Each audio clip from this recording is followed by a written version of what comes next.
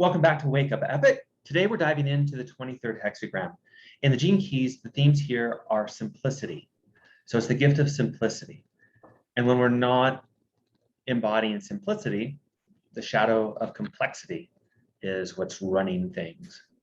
So right off the bat, before we dive into the embodied story, the possibility statements, and a personal practice, what is it that you need around simplicity?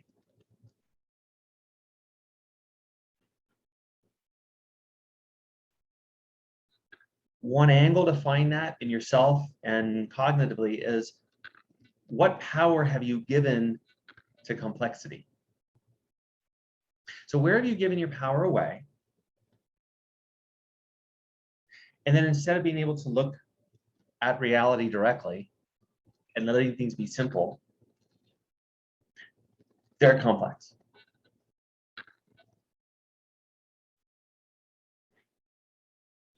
So for a moment, imagine you're at the center of this web. You're connected through all these strands around the world to different people, different times, different projects, different ideas, different wants and desires. And it's a big, complex thing. Notice how you feel in your body.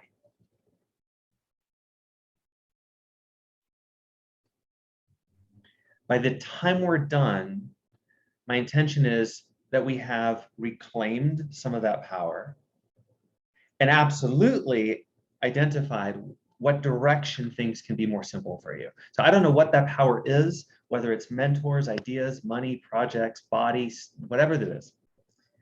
So whatever the complexity is for you that you're ready to heal, to integrate, to own, that's the invitation with our practice to Wake Up Epic. When we look just at the embodied story, we have a top trigram and a bottom trigram. And the 23rd starts off at the top with cradle. It's yin, yin, yang, which means, try this with your body with me now. We're going to shift back and away from the screen, more into your attention with self. Then drop down, let the chair, let gravity support you, let your bones have you. So there's more receptivity. And then we're going to go wide. So arms out wide, but palms in. In UZAZU, this forms cradle. Cradle is essentially care. It's essentially positive regard for self. So try a few hugs.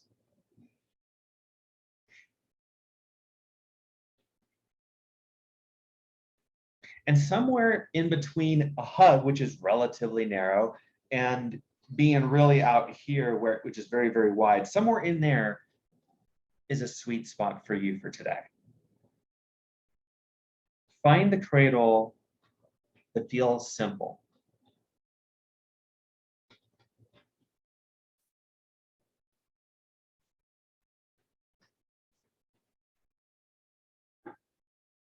One of the challenges is to truly trust this, because our mind is going to make things more complex. Is this right?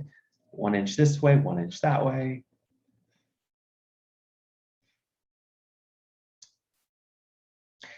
That's the top of the trigram. The second part, the lower trigram, is sponge. It's yin, yin, yin. So come back to the middle, come back to neutral. So here, if cradle is like the situation we're in, the top of the trigram, the support, the bottom trigram is like saying, here's what I am choosing. So we are choosing sponge, back, yin, yin, yin, down into support again. But this time, instead of going wide, we're going narrow.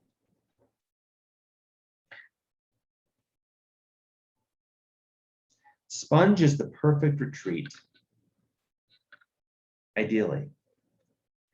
Sponge is also hell if we're having any challenges with being with ourselves. So what complexity do you experience on a day-to-day basis that makes life hell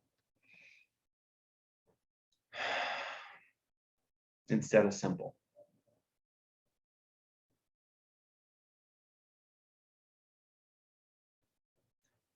Therefore, the embodied story of the 23 starts us off with cradle, brings us into sponge, finishes us in cradle. So let's do that a few times. Starting in cradle, the world of this care, the world in the context of this kind of positive, unconditional support for self.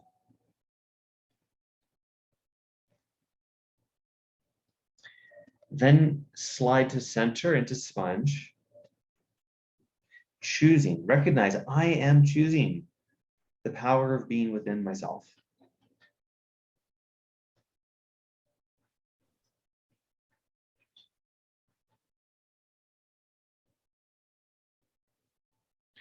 And having landed in that choice and that individual different choice, no matter what anybody else is choosing, we get the rewards, we get the benefit, and we bring it back to a world that is trying to sponge, to cradle, into a world that's trying to, imagine having a vision for a world of unconditional positive regard, of care and compassion, where everyone is held when they need to be, empathy is normal, vulnerability is rewarded. What else?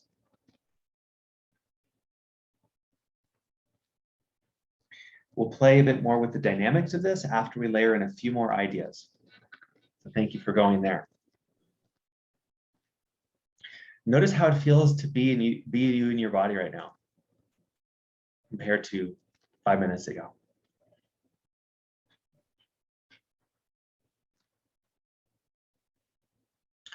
From a human design perspective, the main theme for the 23 is assimilation. It's called the gate of assimilation. It says that it's an energy of bringing the knowing of something forward and integrating it into expression. So knowing something and bringing that forward.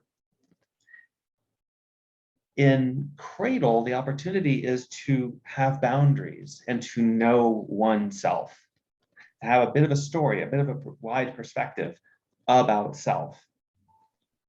And then sponge from I know myself in this deep way, then I step into it.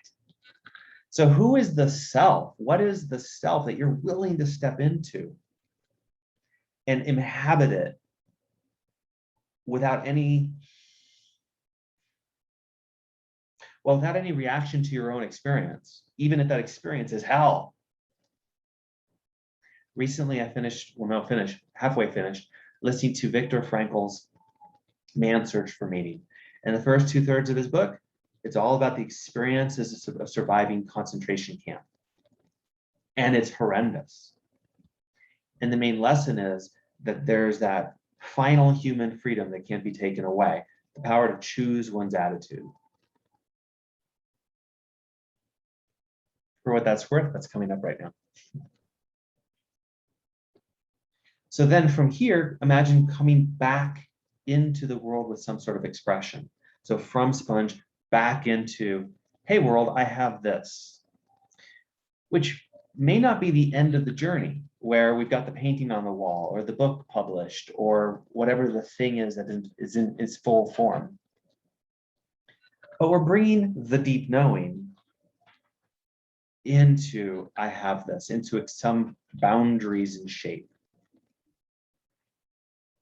So it's a small step. 23 is also part of the channel of freak to genius. And 23 is also in the human design chart in the throat. So let's put all those ideas together. Simplicity, throat and expression, but not in this kind of an energy, in this energy of from deep self into one big step into shape. So to think back to all the things you've made too complex, all the ways you may have given away some power. Imagine you have all that power now, and it can land in you because there is no more rejection. There's no more resistance, even when that power is overwhelming, even when that power makes you shake, even when that power feels too good to be true. And then we take this one step wide into cradle and land. I have and I own my unconditional support for all this. It's like believing in yourself when no one else even sees you yet. What a freak. What a genius. And if we can do this piece, we can let this piece be simple, then maybe we can trust ourselves to find the people who can hear us, who can connect with us, who can shape things with us, who won't call us a freak, who won't judge us and criticize us. Seems like an interesting opportunity. As we step into the 4 possibility statements, these statements come directly out of the essence of sponge and the essence of cradle coming together. And they'll teach us something about what is simplicity for us. So we'll spend just over a minute in each one of these. And you can't do it wrong. The only thing to do is to move between these 2 movements, emphasizing the down, the support, the back, the self, and then just moving slow enough that if you notice something just wants to stop or the flow isn't happening, then you can actually stop. So the only instruction here is don't force, allow it to flow. And as we drop in the words, as I say them, you repeat them, and you're catalyzing from the mind in, and you're catalyzing transformation from the body out. Here we go. Take a deep breath. Step into cradle. And then gently shift to sponge.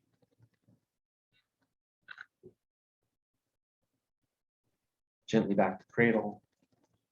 So that's the flow. You can go now to your own pace or with me, whatever you like.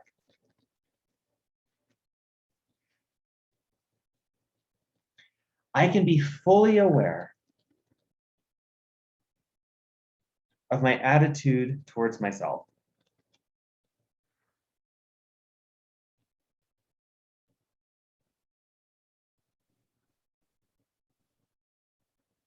I can be fully aware of my attitude toward myself.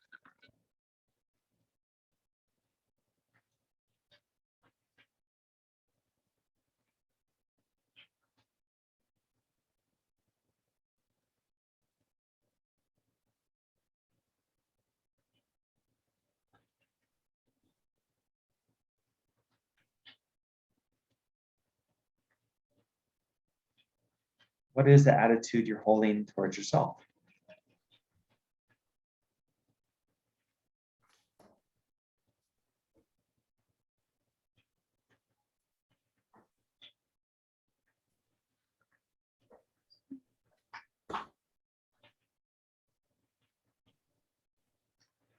The second statement, second possibility. I can know when I am not being kind towards myself.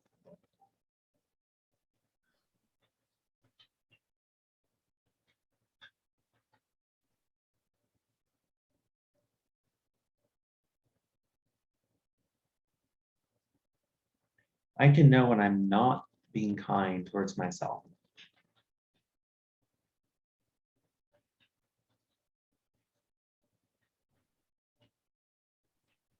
I can know when I'm not being simple with myself.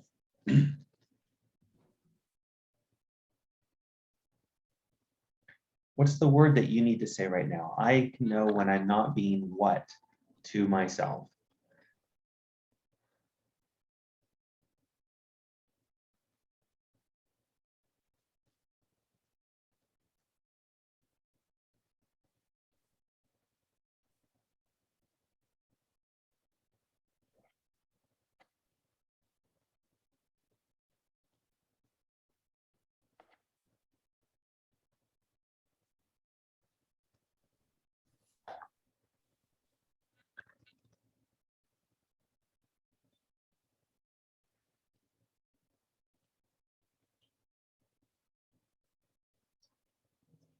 Third possibility. I can notice when and how I am being judgmental or critical to me.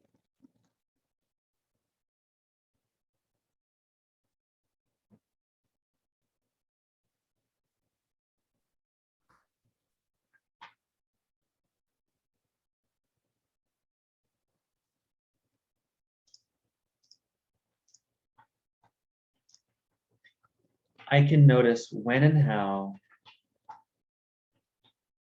I'm being judgmental or critical towards me.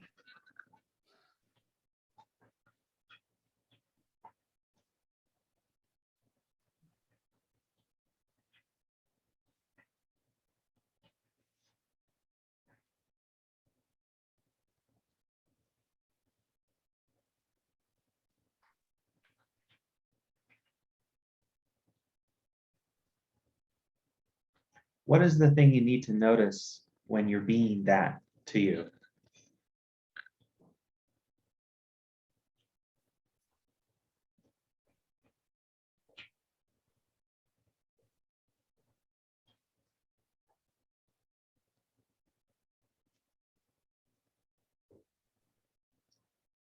Last possibility here. I can notice when and how I am being kind and compassionate towards myself.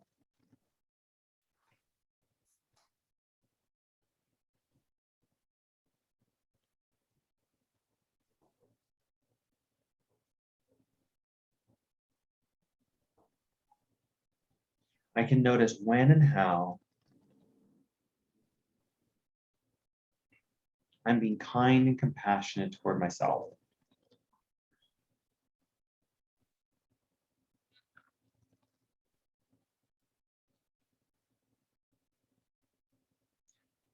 So if you go back, if you go all the way to when you are your most powerful, you've reclaimed all your power from complexity. What are you now being? Fit that into this possibility. I can notice when and how I'm being that powerful toward myself.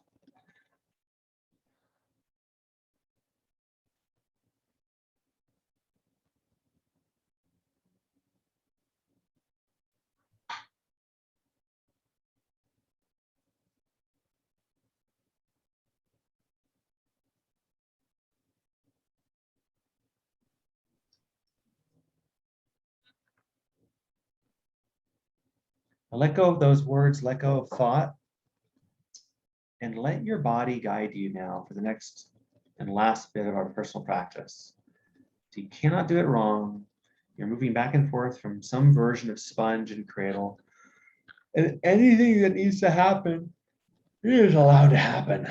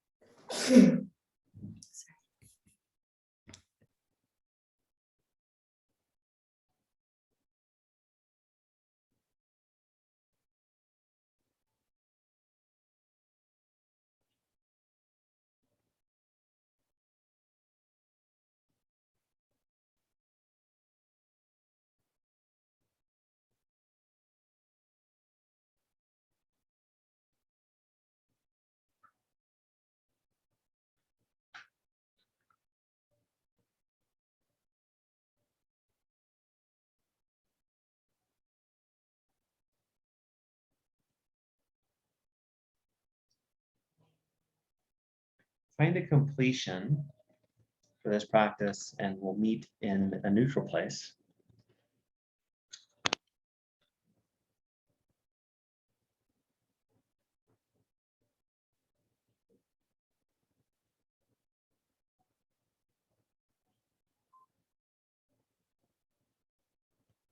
Now, even though the two movements from UZAZU don't necessarily imply verbalizing or speaking too overtly. Boundaries absolutely have a verbal expressed piece. So take a moment now just to reflect for a few more moments of silence. What is the vocal piece of all this for you? What's the claiming, the no, the yes? What is that for you? Just so spend a minute with yourself. If you're on mute or you're watching this as a replay, so say it out loud for yourself, and if you can, write it down as well.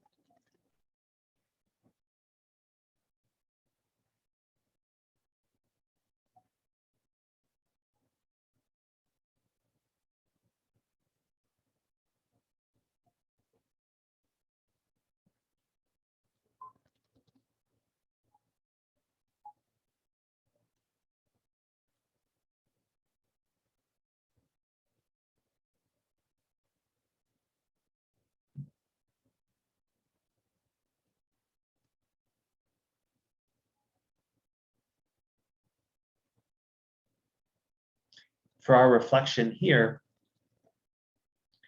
consider what would be something that if you shared it would be a really big win for you. That would be simple. It would be a win. It would be a tiny miracle. And that might be on the edge of freak. Like, what could you potentially be judged for? Like, you freak. So for me, and this can be super simple, it's more about your experience. For me, what's coming up that's kind of making me silly and brings up a little bit of that freaky genius stuff is like, I really love money.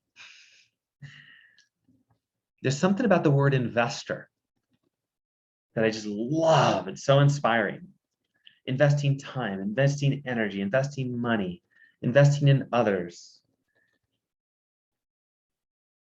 So whatever that is, kind of right on the boundary of edginess to say, feels a little silly. Stepping into the sponge and the cradle to support myself to say it. So that's my invitation for you. Is there something like that that you can support yourself with the freakiness to say?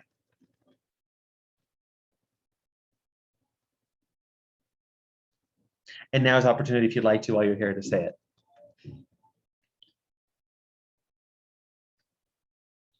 If you're watching this live, doing this live, pause and say some things out loud.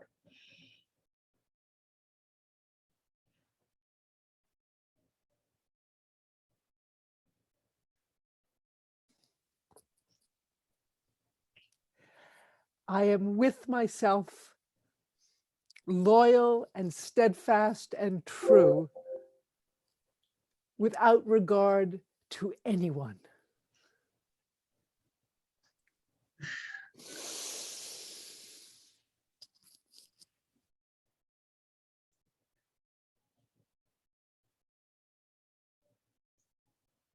Thank you so much.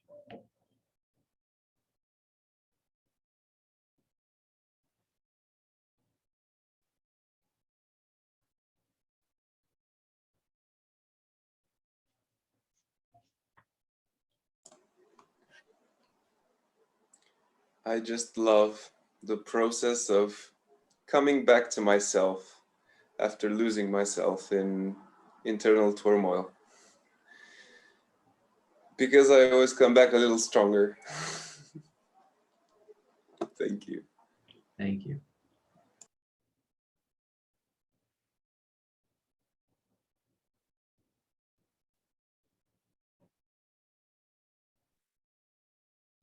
Yeah, I would say I trust my inner wisdom over everything. And I share to nurture, not to be right.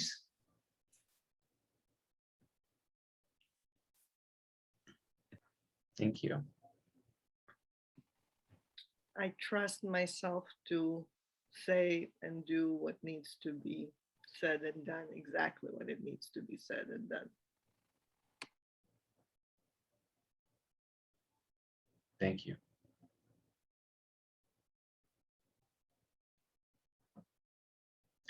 I don't know about you all. Tell me if this resonates with you at all. I'm definitely experiencing the edginess of something between fear and like, could almost perceive myself wanting to run away from the edginess of things you've said. Like to go, wow, to really own what I've said and what you've said is so dangerous, so risky in a certain way. So it really, to me, shows this, cradling and sponging to support that, just to even remember them while hearing you, while speaking, takes that edginess and makes me think of soil,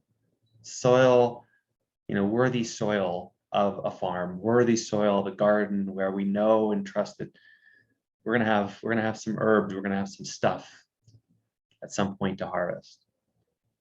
So I think there seems to be a really powerful connection between the cradling the sponge and verbalizing, quote, our truth, the stuff that would potentially get us burned at the witch trials. So thank you for radical courage. And may this experience be a catalyst for people in our lives and for ourselves and anyone who sees these videos too. Anita, you're saying, I am my own guru. Would you mind hitting on mute and saying this? I just noticed to say that I'm the advocate of my own truth, or I'm my own guru. In society might be met with, who the bleep do you think you are? But actually knowing that through truth is actually very empowering. Thank you. Let's end this on this note. Michael Meade, the mythologist, was talking about recently the pattern we go through with mentors. And the first problem, he says, is that you don't have a mentor. The second problem is that you do have a mentor. And we get the mentor because we've been abandoning or rejecting ourselves. And then what we do is we project, we give our power to that mentor. And of course, we're projecting all the things we want and desire in ourselves. So it's golden projection. But then what should happen is we get our power back and we end that relationship and we're able to move beyond the mentor. And that rarely happens. And when I heard him say this, I wept with like all the tragedy of my mentor relationships. So I invite us all now to claim back our power from mentors that we were the ones to give away, that reflects our power, that reflects what we love. So this was that idea, that the simplicity of, we chose our mentor so that we could project and then reclaim our power and be clued into that which we love. Because we're on the same path as our mentor, and that's a path of what it is we love, our genius, our epicness, our gifts. So I am my own guru when we have our power, and then we get to see each other not as gurus that we give power to, but as equals that we can learn humbly from, something like that.